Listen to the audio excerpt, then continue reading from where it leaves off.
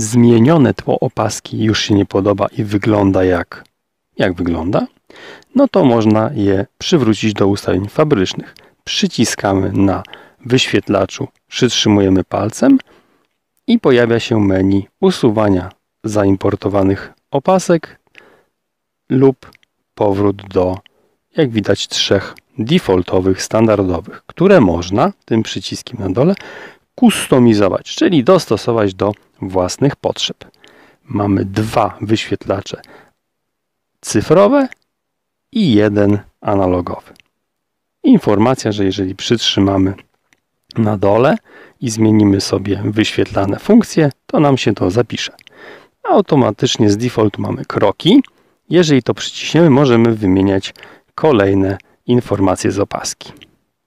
Mamy też wskaźnik analogowy, klasyczny zegar i na nim możemy zmieniać 2 opcje u góry i u dołu, na przykład naładowanie baterii albo spalone kalorie.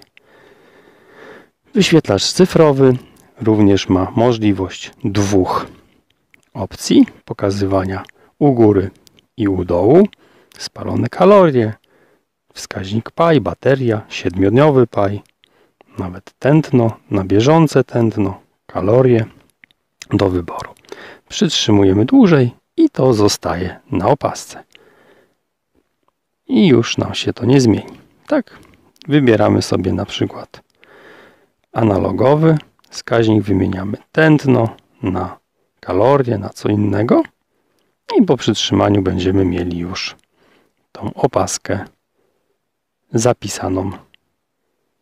O, i już gotowe. Tak, status i tak wygląda. Oczywiście możemy to sobie przywrócić.